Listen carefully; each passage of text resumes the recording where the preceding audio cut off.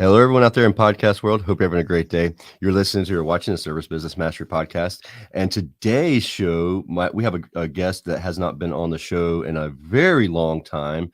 His name's Joshua Crouch. Welcome to the everyone. show, Josh. Oh, thanks for having me on. This is such a treat to be back on the Service Business something podcast. Yeah, whatever. No, for real. It feels like a while, man. It's been like a year. It feels like at least 6 months. I can see every time I watch you live without me, you look like a sad puppy dog. I'm like man, I'm missing my friend. No, but for real, we have Rob Dube on the show today, and he is co-author with Gino Wickman on their new book Shine.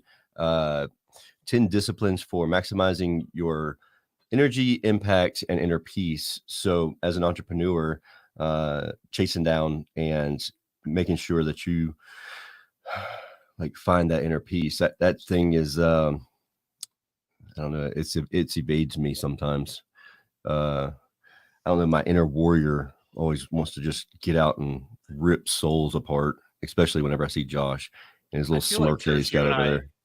I mean, we won't go into it, but like yesterday was one of those days we were texting back and forth, and that was one of those days like inner warrior was out. It's like, oh yeah, I'm gonna tear up the world. I'm gonna tear up the world. There was so much that we could have gone in the wrong direction, and I don't know. At the end of the day, Julie and I just kind of chuckled about things that we have no control over, and that's the I don't know. I remember thinking back whenever I was, so freaking broke, dirt floor poor, that like, hey, I if I just had this X, Y, and Z money, like I could do this and I'd be set. I'd be wonderful. And then like the more money you make, the more problems you have type situation. I don't know. But anyways, and Josh, you use, I mean, you're very familiar with Traction and Gino Wickman and EOS, right? Like you've done some. We're sitting here before the show, and we're talking to Rob and getting to know him a little bit, and it's like, oh yeah, I'm writing a book with Gino, and we're business partners, and I'm like, oh, I'm goofing around because I honestly had no idea who Rob was, and because Josh was not prepared for today's show. We're just thankful that Josh is here in our presence for today's show. Barely. Like last night, I woke up at like 3 a.m. My jaw from my wisdom teeth being pulled out was like throbbing in the middle of the night. At least you're not drooling on yourself today. So not yet. If I do, just cut me off camera. Anyway, no, I'm super excited to talk with Rob because I've read several of Gino's books, and he's had some different co-authors and stuff through the years with Traction, Rocket Fuel, and there's several in the EOS series that even our team has read. So every time I read one of his books and learn something. So I'm super interested to hear Rob and his story and how that kind of all came about, and finding inner peace as an entrepreneur. Wow. I think anyone that's listening to this knows that is a constant challenge to find something that you just like satisfy yourself, because sometimes there's people that just never satisfied. It doesn't matter how successful, how much money, how many cars, how many houses, none of that stuff matters. They keep needing more until the point where they just can't figure out why they're not happy. Yeah, no, I agree 100%, 100%. So I'm tired of listening to you, so let's bring Rob on.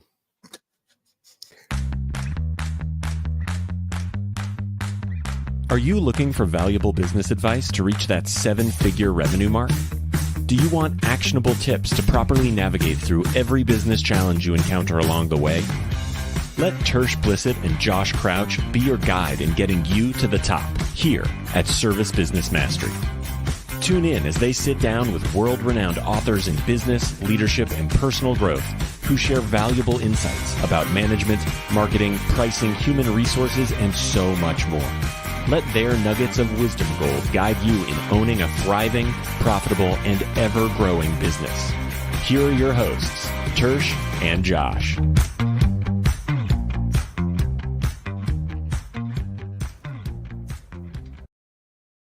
Hey, Rob, welcome to the show. Hello, it's great to see you two.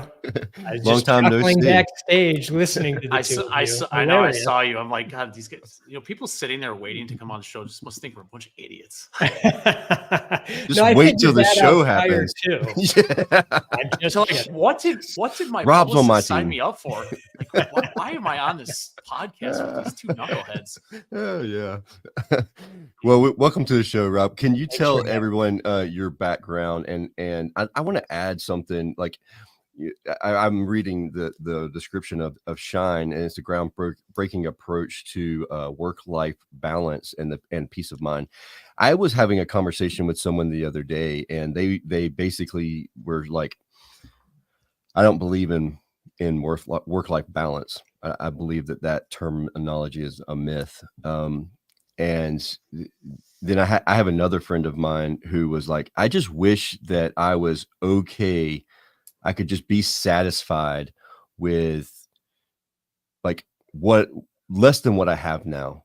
Like no matter what goal I get to, I set for myself. As soon as I achieve that goal, I'm still not okay. Like my inner peace is just not there.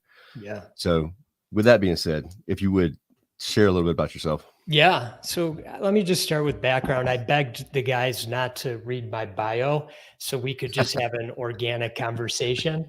But my entrepreneurial journey started when I was in ninth grade, where my best friend and I started selling blow pop lollipops out of our locker. We'd buy them for a nickel and resell them for a quarter. I like to tell that story because I'll bet you guys in some way relate to it, as do probably a ton of your listeners, because they did something like that. And then we had all kinds of crazy businesses through high school and college, probably just like you guys and your listeners. Mm-hmm. And then we graduated from college barely and jumped into this world of entrepreneurship. We started selling remanufactured toner cartridges for laser printers back in 1991. Then we evolved our company, which is called Image One, into a managed print services company that sells copiers and multifunction printers. It's still around. I don't run it anymore. My business partner and I have a CEO who's running the company. So for the first 8 years, it was crazy. You know, I'm sure many can relate. We were so disorganized. We didn't have any structure in place. We were tripping over each other. We were growing somehow. I have no idea, but that was happening. We met Gino Wickman. We were introduced to him through a friend, and he had just sold his family business and started this other business where he was going to help entrepreneurs gain control of their businesses. And so we brought him in, and I was pretty skeptical, I have to tell you. Even in our first meeting, I was sitting there going, I'm not sure about this. By the way, it's called EOS, but it wasn't called that back then. I don't even know if it had a name back then. So he was just experimenting with us. We were literally one of his first 7 clients. And if you've ever read the book Traction, you'll see that we're in there, as we are in every single. Well, now I got to go back and read it. Good job, Josh. Way to not pick up on that one, remember Josh. seeing Image One in there? How did I remember you said the name Image One. I'm like, oh man, I've definitely heard that That's name right. before. But yeah, because we've been in every book, which is really, I say that humbly. And it was an honor. Awesome. And it is an honor. So, you know, he really did help us gain control of our business, and we embraced the EOS process. And that was in 1999. Fast forward 4 or 5 years, around 2004, we were approached by a public company who was interested in acquiring us, and we sold the company. And we stayed on. We had a 3-year contract. Typical story. You've probably heard it before. And once you know it, 18 months later, the whole thing was a mess, and they wanted to sell it back to us. So we bought it back at a discount. It was a great deal, but it was dumb luck. I just have to be honest about that. Yeah. But I like to share that part of the story for 2 reasons. First, we were at the top of the mountain. It was so exciting to sell the business, cash out, have some cash in our bank. You know, I mean, those early years were rough, you know, God, they were rough and stressful and anxious, anxiety. That's how I felt. And I know my business partner felt the same way. Buying it back, was also exciting. And it was a time for us to, really try to decide, like, how do we want to do this differently? I mean, how could we, take a step back and say, where could we improve on what we had built up until now? And so what we decided was to really put a strong focus on our culture and the totality of our team members' lives. And we put a lot of emphasis and inspiration that came from a book called Small Giants. Companies that choose to be great instead of big. And Yep. so we put that focus, and every single day we woke up with the mission to provide genuine care to everyone, every day, every time. And we've been doing that ever since. Along the way, about, let's call it 6-7 years ago, I realized I had hit a ceiling. I wasn't going to be useful to the company anymore. And I convinced my business partner that he wouldn't be useful to the company anymore. I can imagine having that convincing. conversation. It's like, oh, wait a minute. I feel like I've hit a ceiling. And hey, by the way, you suck too. So you got to get out too. Just some new energy needed to come in. We just knew it. So we kind of put it out there to our network and said, we're looking for somebody who could succeed us. And wouldn't you know it, we found the right person and put a succession plan in place.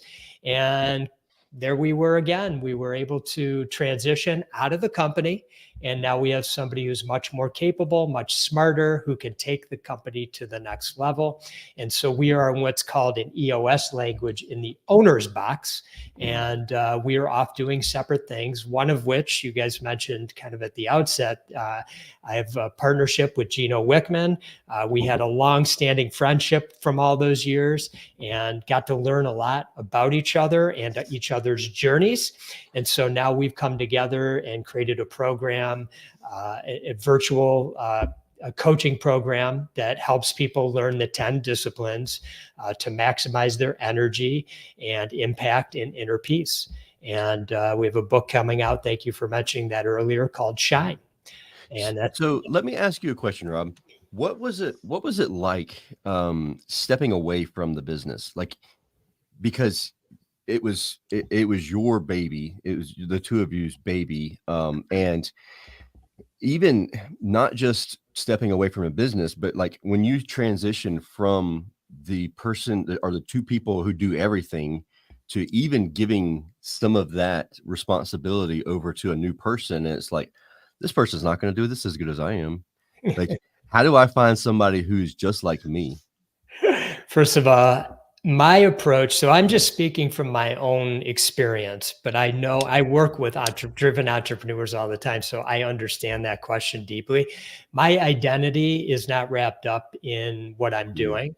Yeah. And so that's number one. And that's the first thing I would share to anybody who's listening is, watch out for your identity to become your business. You are not your business. Your business is just a vehicle to provide great products and services to the marketplace and hopefully provide a living to your family and the many people that you employ.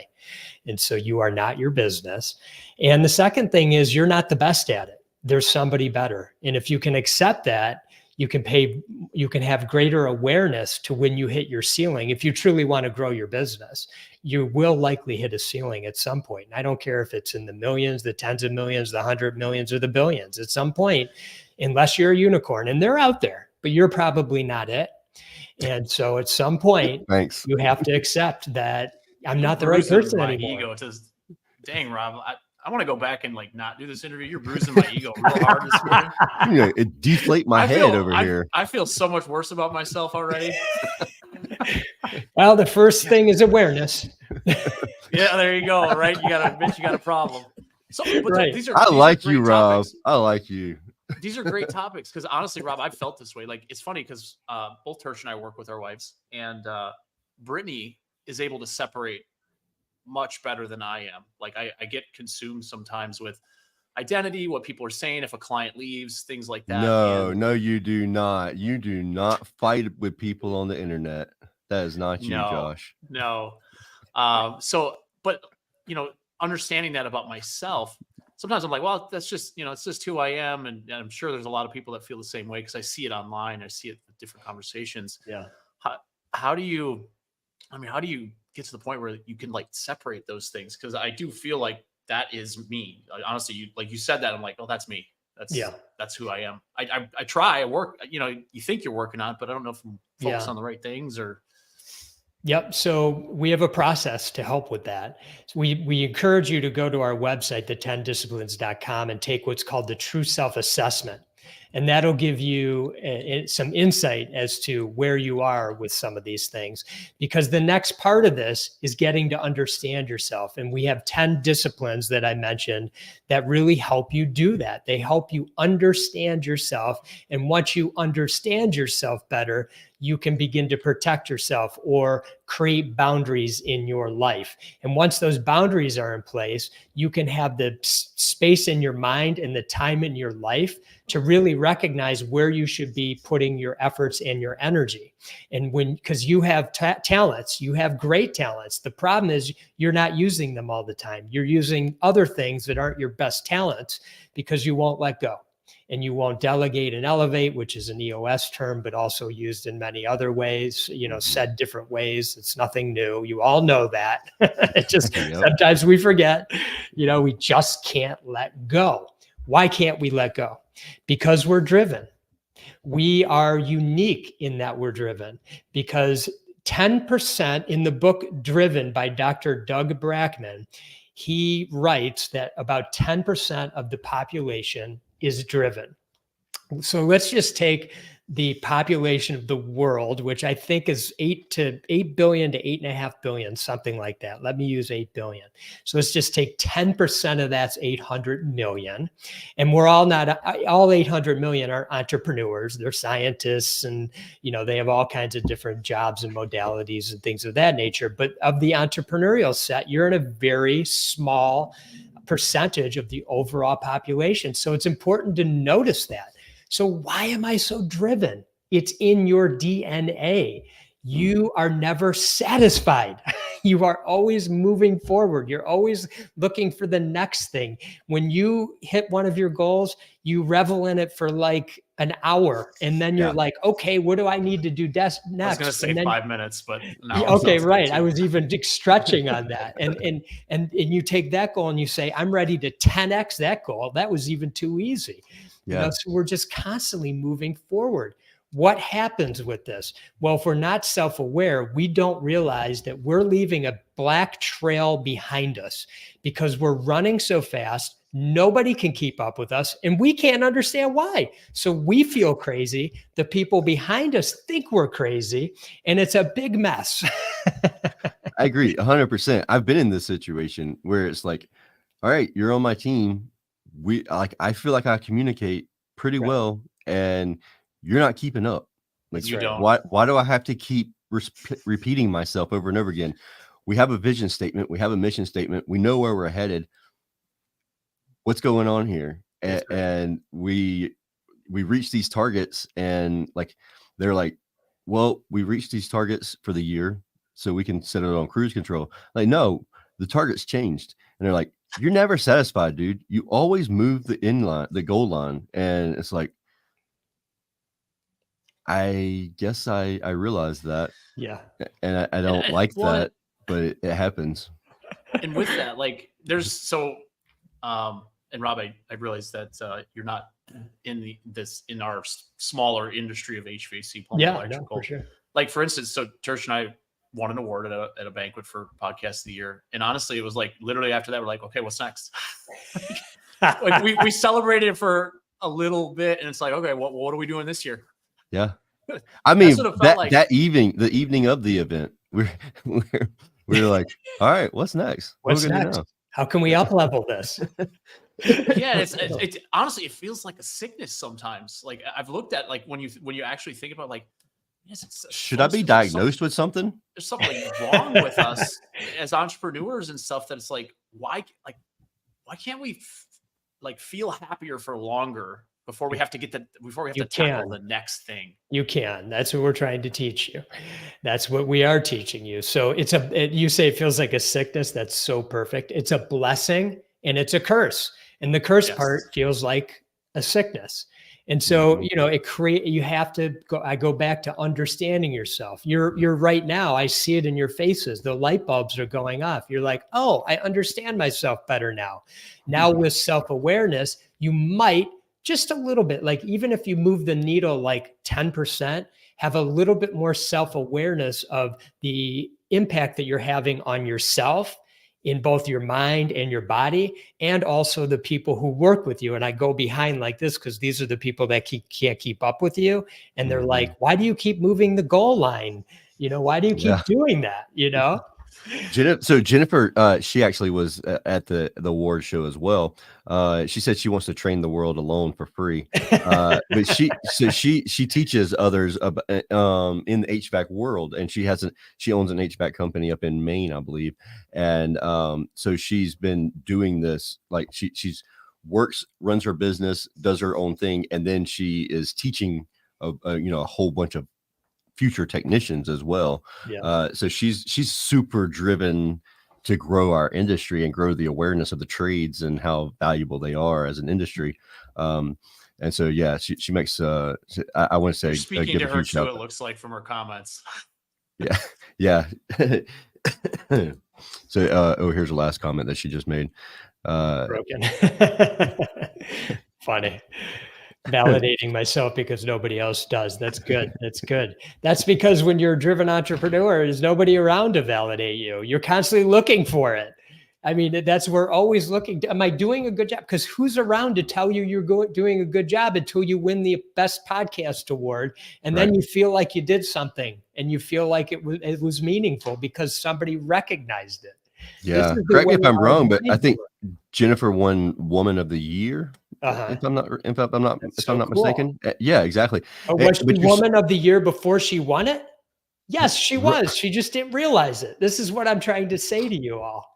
How do you survive without the validation? And what happens? Oh, Lady of the Trade. That's what she won. And that sounds like something from like Sir Lancelot, like Lady of the Lake. Lady of the Trade. It sounds. I like that. What do you do if your spouse is not one that I guess toots your horn? Like, because my wife, like everybody that's ever been to an event, they all know that like she's my biggest cheerleader ever. But what happens if you're in a relationship where the person that's with you is not that way? Like how do you handle that? Like I feel like that becomes a argument point, a pain point for the relationship whenever, because you're an entrepreneur and you seek that validation. Yeah. But you're not going to get it from, like you said, you're not going to get it from a lot of people. Maybe your employees are that way. Maybe your employees are like, hey, you're doing a great job. But for me, like I brought a couple people into our business that have never been in the trades and they've never experienced a bad situation. And like there's other employees or other team members that have said, you complain about the little things because you don't realize how good things are. And like, if you've been somewhere where it really sucked, you would really appreciate how great it is here. And I'm like, well, I don't want you to think about it like that, but yeah, I guess that's kind of how it is. But like, then those people aren't the ones that kind of sing my praises. It's the ones who've been in terrible working conditions and they're like, man, I really appreciate the things that you're doing. I'm like, but I'm just being a human. I'm treating you like a human. Like I'm not doing anything great. And so then it's almost a self-sabotage on my behalf of being like, I don't want the praises, but in reality you kind of you do. Yeah. So I'll put you on the spot. I'll ask you a few questions. Why do you need the praise? Why do you need the validation? What does that do for you? What's missing? I don't know. That's a great question. I know where you can find an assessment to find out. There you go. Thank you for that. Disciplines.com. Yeah. Thank you for that. I might need to go do that little self-assessment thing. Yeah. It's already up on my screen. I know exactly what I'm doing after the show's over. That's why you haven't been saying anything, Josh. You've been over here typing, and You've you're been like, taking the assessment. I'm trying not to because I'm a loud typer. Yeah, the assessment So takes I like have be 4 to real quick. 5 minutes tops, and you get your results instantaneously to your email. And then, of course, we're always happy to go through it with you. But no, I say it in kind of a funny way, but I also mean it seriously. In that, we really, these are the things we want to ask ourselves: is why am I looking? Why am I searching outside for what I already have inside? You already have what you need in there. that self-validation. Is that what you mean? Like that you have that ability to be okay with it? That Yeah, inner peace? you do. It's always in there. It was with you the day you were born. You came out and you were fine until everybody started to tell you, hey, get over here and you better do it this way. And this is the way you ought to think. And this is the way you need to do that, et cetera, et cetera. And so then you wanted to please everybody. Oh, okay, I'm doing it. Does it look good? Or I did it. It didn't do it right. Now I'm going to go against the grain, and that's going to be my thing. Your whole life, all of ours. It's not just yours. It's our whole life. The second we came out, that's what started to happen. But when we were born, we were fine. So does it or does it not require some sort of trauma in your life? Like, are you saying that just the fact of being raised in an environment, in a society where everybody needs to please everyone else is enough of the quote unquote trauma? Or do you, like Jennifer said, like childhood trauma for me? Yeah. Is that what it takes to trigger something like that? Yeah. So as driven entrepreneurs, we write in the book that there are 5 common traits that come along with a driven entrepreneur. They've had bankruptcy or potential bankruptcy at some point. They've had heightened levels of anxiety, depression, a traumatic experience as a child or young adult, and they oftentimes have addictions. And addictions are anything that you do in excess. Work is an addiction, by the way. And you probably know all the other ones, and you probably know work too.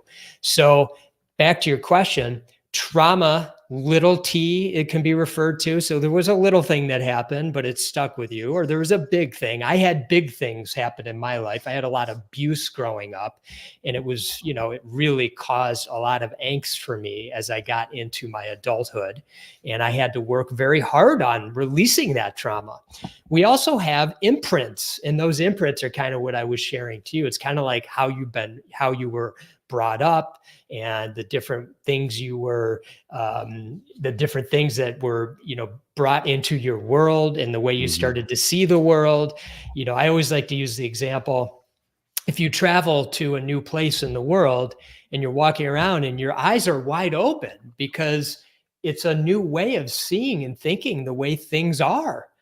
Because we're in our little bubble, in our little town, in our little country, our little state, in our little country, and I love our country. Please don't get me wrong. I'm not saying that in a negative way. I'm just saying we are in bubbles. We all are. I mean, that's just how it is.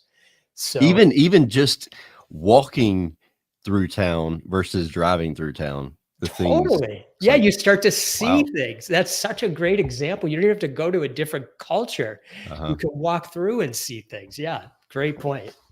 Jen said, don't at me like that. Don't start talking about me. Don't talk to me directly, Rob. It's okay. I'll leave you out of it, Jen. It's so, she's right though. Like as entrepreneurs, we all are feeling exactly what you're saying. But I can, when you were going through your list, those list of 5 things, that like I can think of every single one of them except for the last one. Whenever you said addiction, I was like, well, I don't have any kind of an addiction issue. Like I have friends who have been addicted to things.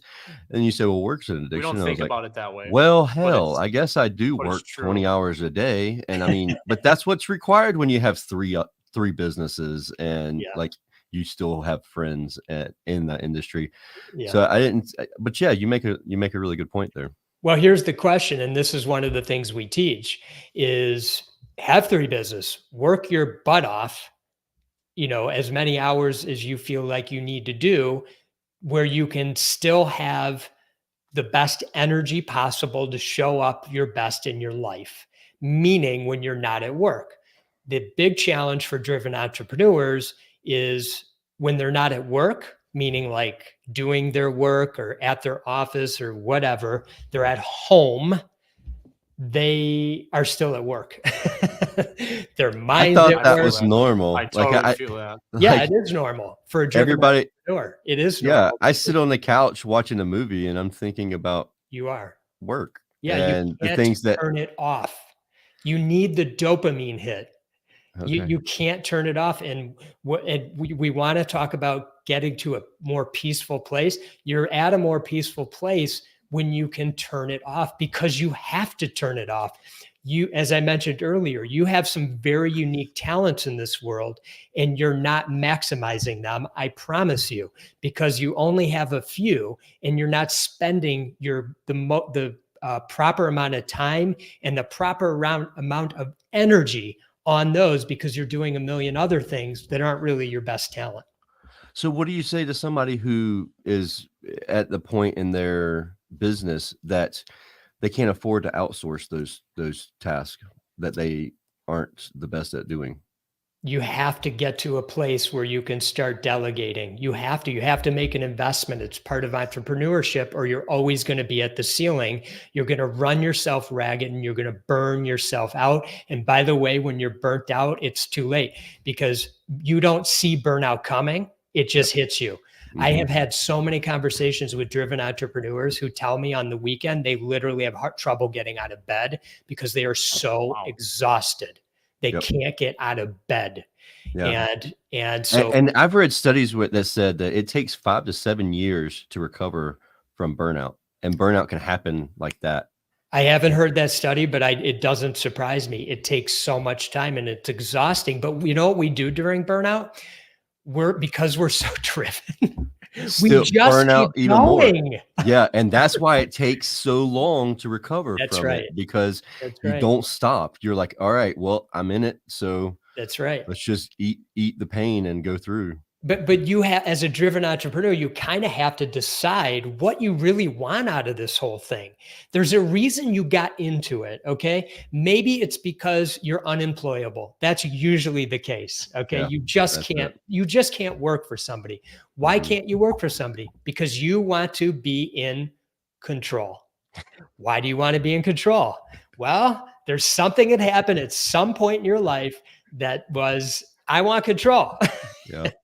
And so we get into this thinking we're in control when the reality is we're not. Yeah. And so, like, for us to be in control, like want and desire to be in control, what I'm hearing you say is that we're never going to get to the point where we can hand off the reins to anyone else if we don't do this inner That's right. reflection. We'll always want to be the CEO unless we can figure out internally how to get that peace so that we can relinquish the control. And maybe you'll always be the CEO, and maybe you're one of those people that will 10x or whatever it is your big goals are, which I'm all for, by the way, and you will be that person. But the only way you're going to do that is by understanding yourself better and starting to create boundaries so you're focused on your special talent. So in your business, I don't know much about it. Okay. But I have had to use HVAC services. Okay. So there's a person, let's say they start a business. They're really good at coming into the household or to commercial and getting things set up and doing the tactical work, I guess, that needs to be done. But then there's the actual running of the business. There's the finance aspect of it. There's the operations side of it. And then there's the sales and marketing side of it. Are you able to oversee all that? Or are you really at your heart the best technician, or I don't know what the person would be called, service person? Because maybe that's where you should be putting all your energy and have somebody above you. Yes, above you, even though you own the company, who is running the finance side of things and running sales and marketing. And they have such great talent that they're able to lift the company up and lift you up and all the team members along with you, if your goals are to grow the company. And you have to know If That's you such a want to hard grow thing the though, Rob. company, Like you think about like you started the company, right? This is your baby that you gave birth to. yeah, And admitting to your like that's probably got to be one of the hardest things you can do in business is no admit doubt. that because we've seen it. Church and I know Mhm. business owners who are fantastic technicians or Yep. salespeople, but they have no business leading a team Yeah. and, Mhm. and making sure that team has what they need. But it is so true. And I know I'm guilty of some of that stuff. Like there's certain things I stick my nose in and I'm like, I know I shouldn't be in here, but I just like, it's like, I can't help myself. It's my baby. I got to know everything that's going That's on. right. That's You right. We're know, control freaks. We are. We have to know everything. We have to have this. Sometimes we just like being wanted, being the person who can answer all the questions. That ego. feeds our. Oh yeah, that Thank you. ego. That Yep. feeds Tersh our. loves it. Tersh loves it when I see Tony on here. Tersh loves when you call him with all your questions. No, So I make do sure not. you dial him I as much do as not. possible during the day with every stupid question. About man, it's probably been it's 2015. 2015, my ego bursted. Like I came to a point in my life where I no longer was accepting phone calls as technicians because we as business owners who used to be technicians, we love being tech support. It feeds our ego. Like, look, you couldn't figure out how to fix this service call unless you called me. And that's all that's doing And is you throw your driving my cape on, ego. or in your I'm case, a saving the suit, and day. you save the day and you You fly got to be the hero. The thing that broke me was the day that I received 136 phone calls in one day. Do the math on that. Wow. How do you answer that many phone calls nonstop, back to back? And I was like, all I am is just an extension of everybody out in the field. And I said, no longer. You must call me. If you call me, you must have 3 solutions as well to the problem. And if you don't have 3 solutions, even if they're not amazing solutions, I'm hanging up on you. And I told the whole team this, and they were like, yeah, okay, you're going to go from 136 phone calls to none. We don't believe it. So they called me. I mean, just as soon as they left the meeting, they called me, and I was like, all right, well, what's the problem that you have? And what's your 3 solutions? Oh, I don't have any. Click. And then they call back. Oh, I think we got disconnected. No, what's your 3 solutions? I don't have any. Click. They're like, all right, I get it. Then they call me back with 3 solutions, and I was like, oh, okay, that's good. At least I know you put forth some effort to do the work, and now it's not me fixing everything for y'all. And so it was a massive ego check on my behalf for sure. Mhm. But it freed me up from not being the person that needed to talk to everybody and answer everybody's questions and solve everybody's problems, to now I can be the entrepreneur and I can dream about things that, Yeah. growing, and I can, make plans for the future. Whereas before it was just, okay, we're going to just reactively grow because people are happy, and like just by, growth by osmosis, just growth by mistake instead of intention. Yeah. Well, Rob, I have a question. So going through the EOS process, we've been going through delegate and elevate, which obviously is, kind of part of at least some of the step where we're like, what do we really love? What do we not love? And then we start handing things off. But what I found is, so the stuff that I've handed off, like my operations manager has taken some of those things over. Well, guess who has been the hero now? The operations manager she's getting so many questions, and they're funneling to her. And so it's one thing to like do it as a CEO, but is there any advice or guidance you have? Because what happens is if the CEO removes himself and puts a couple people in place, it's still like, it feels like it kind of hits the next bottleneck and then the next one, until the point like everyone in the organization starts to understand this. But how do you start getting that down to the different layers of the business, especially as the business grows? So just so I understand your question, are you asking how does everybody understand who's responsible for what, and who's, in the case of the operations person, how does everybody understand that it actually flows to her and not you anymore? Well, no, so it is flowing to her, Yeah. and she is taking care of a lot of the questions that came to me. Mhm. And what's happening is she doesn't have enough time now, and she's working a lot of hours. Okay, And stuff I like that. got So you. getting it filtered out to So that way, these things that we're talking about, it's not just to help myself, not just to help my wife, but to help the whole team. So everybody is more aligned with what they are the best at or what they're really good at, and what gives them energy and passion. Yeah. Versus, well, I'm just going to take care of this because I'm kind of the filter before it gets to the boss. Right. Yeah. No, that's such a good question. So let me come from a place of experience, because I'm not an EOS implementer and I have nothing to do with EOS. I only ran EOS, and it still runs on my company Image One that I mentioned at the outset. So I have a lot of experience with this. And what ends up happening is, and if I could use your example with your operations person. So now she becomes overwhelmed. So she has to now learn to do what you did. And she has to learn how to delegate and elevate. And she has to look at her team, which seemed good at the time. And it may still be, by the way. I'm not suggesting it's not. But if she doesn't have the ability to up-level herself by delegating some of these tasks or empowering other people and trusting them to follow through and get the job done, it's a time to start looking at the team, because maybe certain people have hit a ceiling where they were great before, but the company grew and now the company's outgrowing them. So there's a thing in EOS called right fit, right seat. So maybe they're the right fit in the sense that they exude the company's values, but they're not in the right seat anymore. They were really good when it was just this, but with these added responsibilities, it's not working out like it used to. So now your operations person has to have the awareness that you have. And again, this isn't a growing company, and it's going to happen constantly, because everybody can't grow at that pace. And there isn't always a place for somebody to go if they hit a ceiling. So sometimes it's a matter of having to have a hard conversation and make a mindful transition. Other times they step up when they're given the responsibility. That's the ultimate, by the way. Yeah. Solid training. Well, and I think the thing, so, obviously being CEO and being very inquisitive, and Tertia's the same way. We like to learn. Like I will like 10 disciplines. I already have it up on the site. I totally plan on doing this afterwards. I'll probably read the book.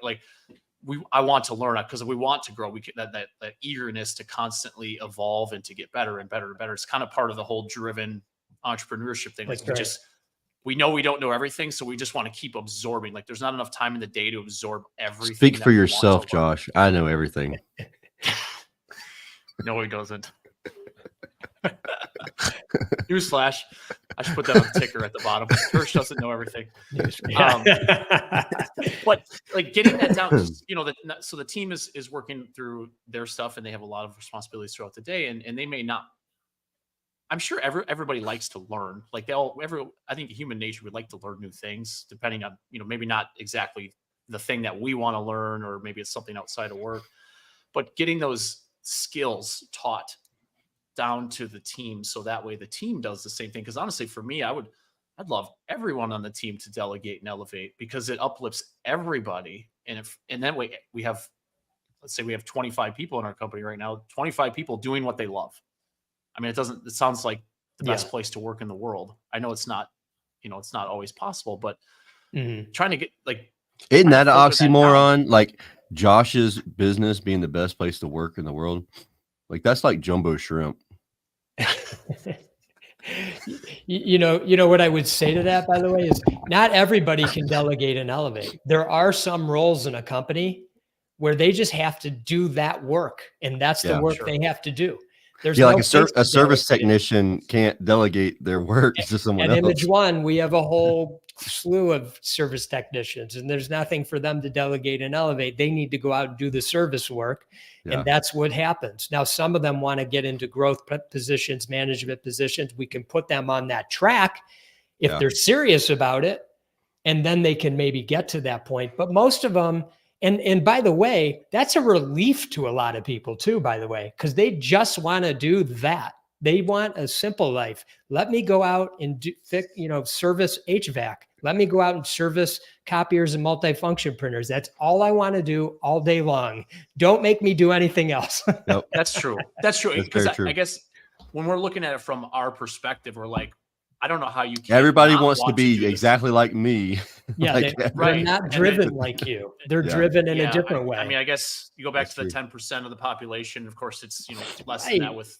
So Yes. Exactly. Yes. You got it. You got Very it. cool. They aren't driven like you. They don't want to grow. They don't all want to professionally grow. They want to have some just want to have a very simple and basic life, which is awesome, by the way. So, sometimes You know how I admire that. Yeah. exactly. So my buddy Lance, that's one of the things that I mentioned at the beginning of the show. He was like, I wish that I could be satisfied with this. Like, I wish that I could be okay with living in the first house I ever bought.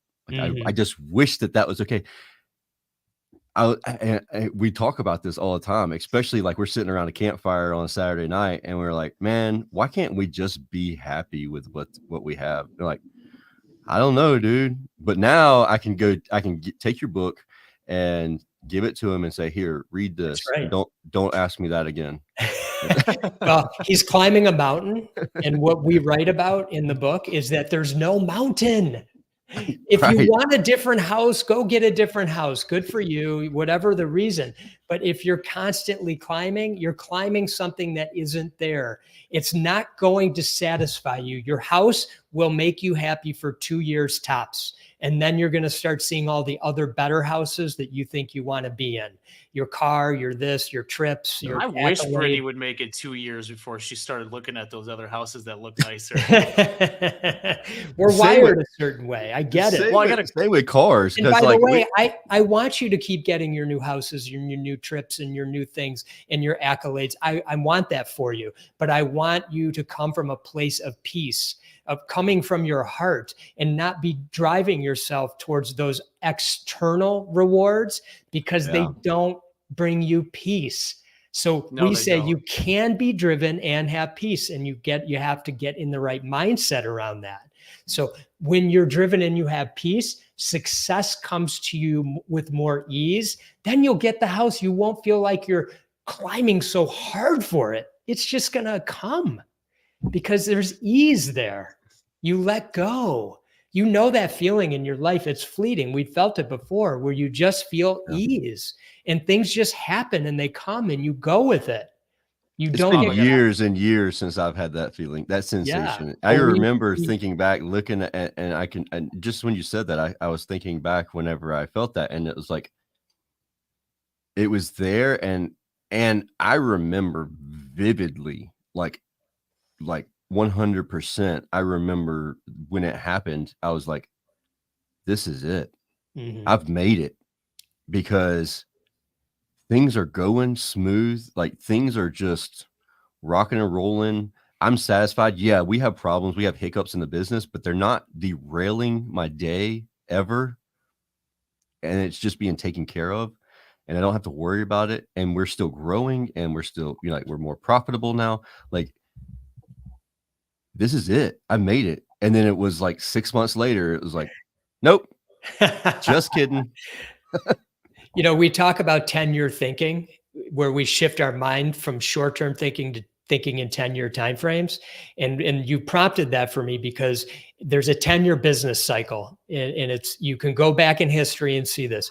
So in a 10-year period of time, you're going to have 2 horrible years that could literally put you out of business.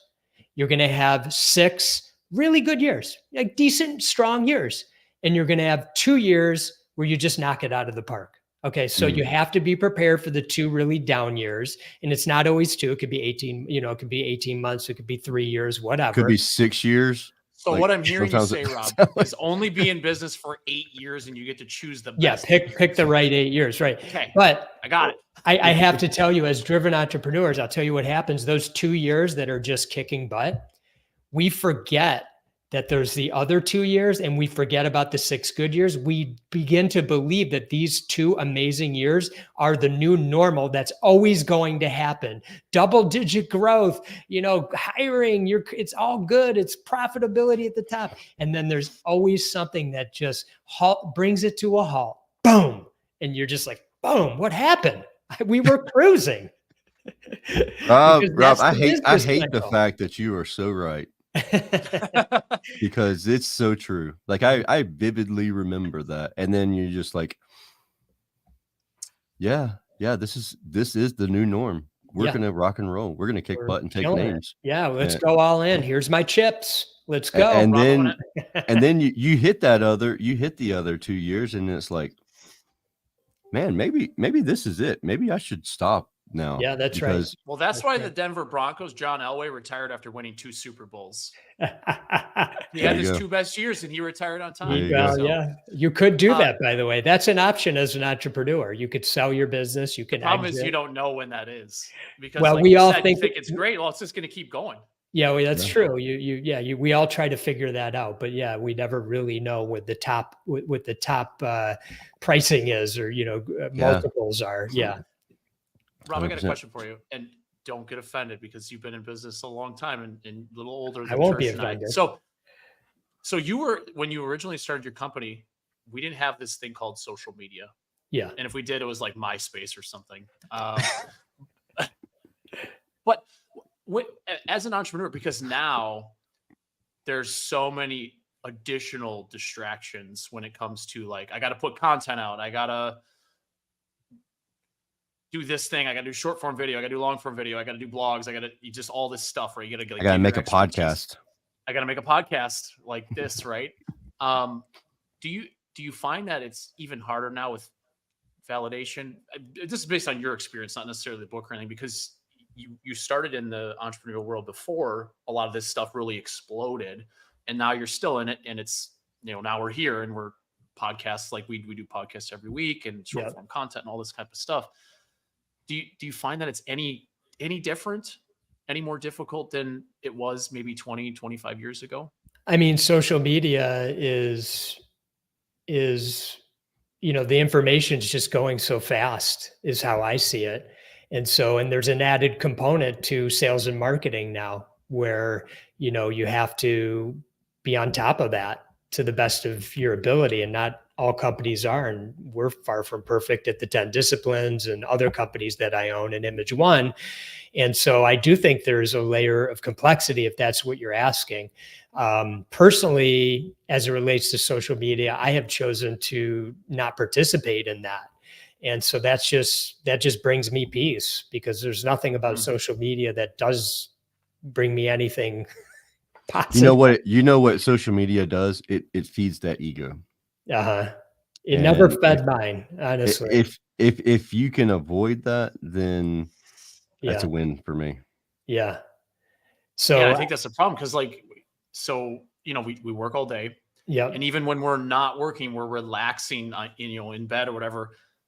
I'm scrolling Facebook feed, and guess what's in their groups, talking about the trades, talking about digital marketing, talking about who they're using, this next thing that someone else is building. And then you're like, well, I got to build something, right? Because that's what we do. Our brains connect those things, and we want to do the next thing and do the next thing. Oh, they're doing really well, I want to do that. Trish and I are, we text each other all the time about, you see that thing? You see that thing? Like, it's this constant, this, chasing the rabbit, I guess. You might remember me earlier mentioning the dopamine hit. So that's what that's doing for you, because you're a driven entrepreneur and you need dopamine hits, whether it's positive or negative. That's what you need. You're addicted to it, is really what it is. We are. That's what happens in business. And I'm very mindful of all this stuff.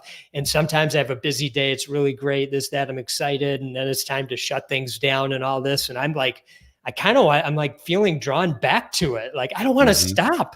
But I've learned, and I encourage people, and we teach this, is you've got to turn it off. You have to let your mind and body settle. It has to just settle. Imagine your mind for a second being a glass of water that has a cap on the top, and there's sand in it, and you shake it up. That's your mind. It's all fuzzy and you can't see through the water. But when you turn it off and settle down, the sand settles, and then there's clarity. And we all know what that feels like, because there are times in our life where things do settle down and all of a sudden we're clear. For example, sometimes you two might go on vacation, and I'm sure some of the listeners do. Hopefully you turn it off. Most don't, but hopefully to a certain degree you do. And what starts happening? You have like 1,000 new ideas. You can't wait to get back and tell everybody all your amazing ideas, which, by the way, I hate to break it to you, most of them are really crappy. Okay. And you have no time to implement. Rob, would you any knock of that off? You are killing me today. Everybody else has been busting their butt while you were on vacation, and now you come back with 10 ideas, and they're like, we can't keep up with what we're doing. Get out of here with this nonsense. Like, you're not allowed to go on vacation again. There's that driven again, leaving the black trail behind him.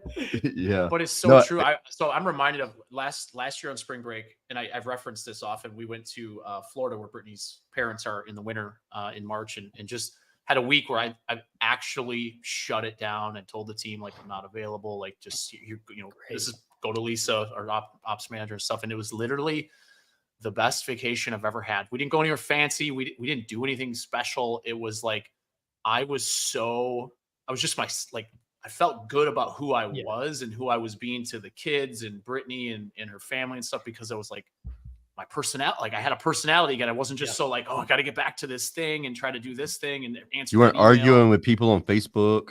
I wasn't. Rob, we could seriously talk to you for hours. We are honored that you took the time to hang out with us this morning. You guys are a ton of fun. I we really appreciate enjoyed it. it. I see why you won This the was podcast great. award. Well, there was only one entrance, so default. I love your humility. That's so good. So for those who don't know, how can they get your book? How can we learn more about you and all of that stuff? Just go to the 10disciplines.com. The book's there, all about us. Everything that you would need to know is right there. And I encourage everybody to take the assessment. Okay. It's a powerful tool, and do it every 90 days because it's going to change. It's going to go up and down as your life ebbs and flows. Good to know. Good to know. Now, is your book going to be on audio version too? Oh yeah. Mm-hmm. Okay, cool. And we have a great bonus material at the end where Gino and I do a 3-hour deep dive into the book, and I interview him, and then we have some back and forth with it. It's a lot of fun. I think you're going to love it. Is it banter like Josh and I? No, you guys. No, it's not quite like that. Okay. Yeah, that's very brotherly banter. Ours wasn't quite like that. But funny story. We've only met each other once in person, so no. I'm not believing that. I'm sorry. Before I came on to the show to co-host with Church, I think it was once in person. It was mostly like digital, Facebook and stuff. He was arguing with everybody in the Facebook. He was arguing, and I was like, "Hey, Josh, you got to chill out."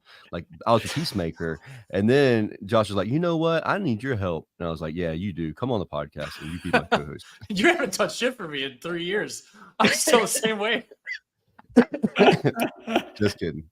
Rob, we really real quick, you. did you? If I missed it, do you have a date when the book is coming out? Yes, it's March 26th. Okay, I might have missed that. Oh, yes, awesome. no, I didn't mention it. So thank you for giving me the opportunity to do that. Yep. Thank you again, Rob. We appreciate it. Yeah, thank you too. We'll see you later. Yep. See ya.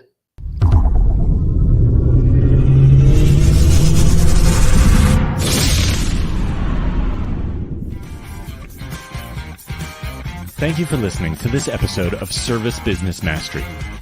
Now that you are equipped with essential business advice from this impactful conversation, you are one step closer to becoming the successful owner of your dreams.